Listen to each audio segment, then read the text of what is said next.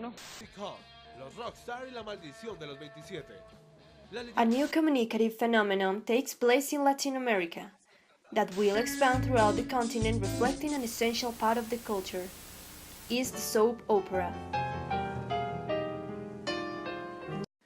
Meanwhile, in many countries of the continent, the soap opera has arrived since the 40s.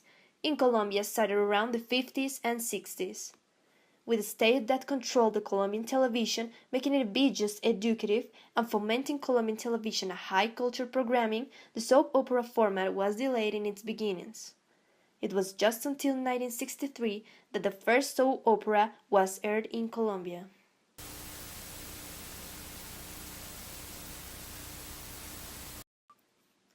Around 1950 and 1960, the first soap opera's productions were born. The melodrama and romance were the ones that inaugurated this television format. These two inaugural genres had influence from the classic novels of the 50s and 60s literature that was booming in Colombia. Their principal producer companies were RCN, Caracol TV, RTI, and Invento. One of the first soap operas was aired in 1966, and it was called Diario de una enfermera. It was a melodramatic history that tells the life of a nurse that goes to jail being innocent. It was based in a prose novel of the Spaniard Corín Tellado, and it was directed by Luis Eduardo Gutiérrez. It was the longest emission of the decade, with 90 chapters. These soap operas gave place to other productions that fomented the development of the national television. Another of them was La Dama de las Camelias, that was produced in Colombia in 1981 and was based in Alejandro Dumas' book, who wrote about a romance that he lived with a courtesan in Paris. Love, love. Love marked the soap opera, and not only in the 50s because the love factor transcended its time. Its developing was so important that it impacted the Colombian soap opera narrative forever, because the love factor has maintained in all soap operas. In some occasions is not the conductive thread, but in one way or another is always present. That is the case of La Viuda de Blanco of 1966, or La Venganza, a soap opera of 2002. Both are from this time. In that way, the soap opera developed, evolved, and changed.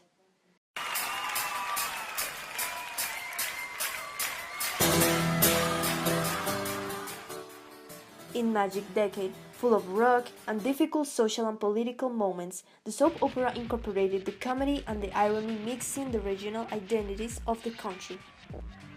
So much regional and cultural mixtures, transforming narrative contexts more jocular, and the comedy burst in television. In this way, the comedy puts itself at service of the social critic, where this genre is used to make fun of other things like chauvinism, the social canons imposed to women, and other themes.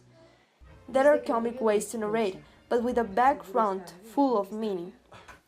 Pero Sigo Siendo el Rey was one of the soap operas more popular of this decade. Based in the book by David Sanchez Juliao, it tells the story of Chavela, a woman who loves a sexist man and that is nothing of helpful, naive, or consecrated to home. It was in the 90s that the most important Colombian soap operas in all times was aired. Betty, no me molestes. She's ugly. Very ugly. Yes, we're talking about Yo Soy Betty la Fea, soap opera that appeared in the Guinness Records in 2010 as the most successful of all times. It was aired in 180 countries and had more than 28 adaptations around the world. It was so successful maybe because it mixed many typical genres of the format: the romance, melodrama, and comedy. Fernando Gaitán, his creator, once said that Colombian soap operas triumph internationally because mixes aspects of the Latin American soap operas and the North American sitcom format. And it is something that Betty can confirm very good. The reality is that Betty la Fea helped to consolidate the national industry in the global television market, giving place to new market industries in the country and new thematics.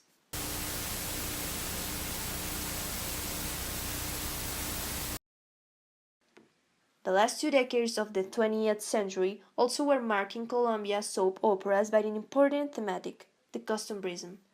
In this time we see habits, customs and manners, the folklore and Colombian culture.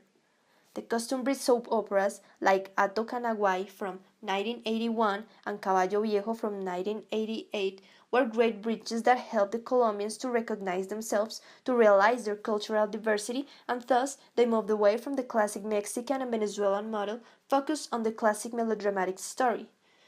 The stories began to refresh because they built characters and more humanized scenarios. It was that what Colombian soap operas was lacking of, and this is what developed in this time. Because of this, important soap operas merge these topics like Azúcar in 1981 that tell the life of the sugar growers and cane fields in Valle del Cauca. It was directed by Carlos Mayolo, an important filmmaker that contributed to the television industry. Other soap operas arrived, like La Casa de las Dos Palmas of 1990, that allowed to explore Antioquia and expose the shameful of human beings, incest, dementia, violence, ghosts, and Café con Aroma de Mujer in 1995, also written by Fernando Gaitán. It talks about Quindío, life in the countryside, and the quality of Colombian coffee. This one was the most popular soap opera until 1996 and was emitted in more than 26 countries. And with these important developments, the Colombian soap operas advance.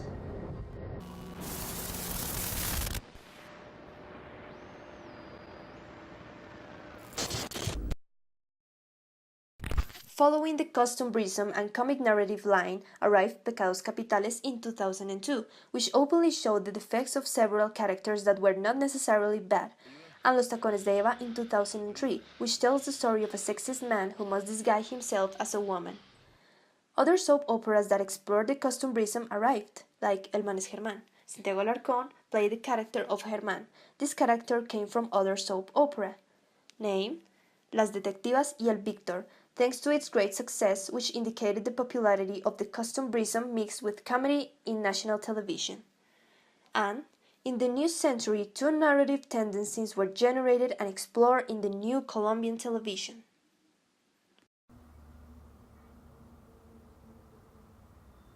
Catalina es una niña que vive en un barrio popular de una urbe en la que abundan los narcotraficantes. The next soap opera, just as successful as Yo Soy Betty la Fea, was Sin Tetas No Hay Paraíso, written by Gustavo Bolívar. It expanded the Colombian soap opera around the world in a similar phenomenon as Betty la Fea, but establishing a new phenomenon. In that way, in the evolution of soap operas in the new country, appeared the narconovelas, narco-novels, and the teleseries that show the problematics and ethic dilemmas of the Colombian society.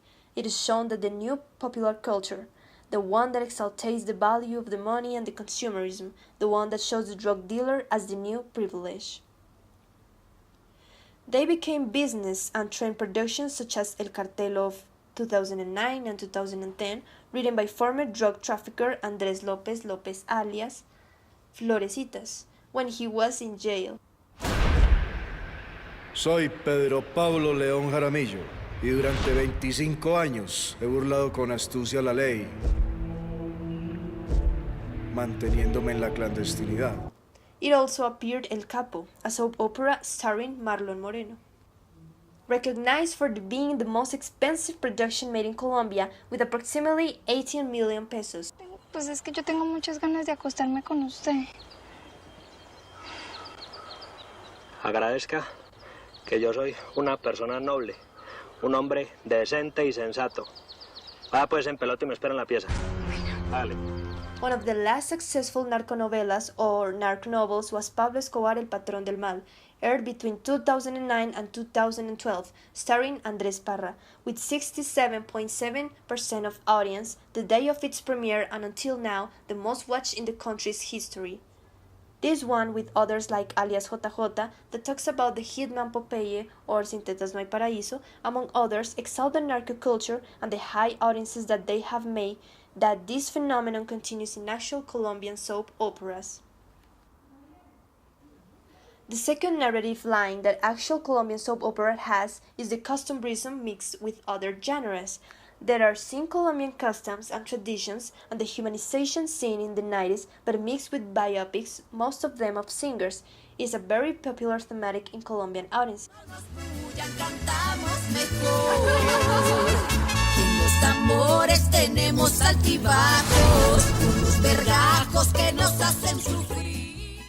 These soap operas show the popular culture: Rafael Escalona, Oye Bonita, Rafael Orozco el Ídolo, La Ronca de Oro, Amor Sincero, El Yo de la Leyenda, and Las Hermanitas Calle are some of the most popular ones.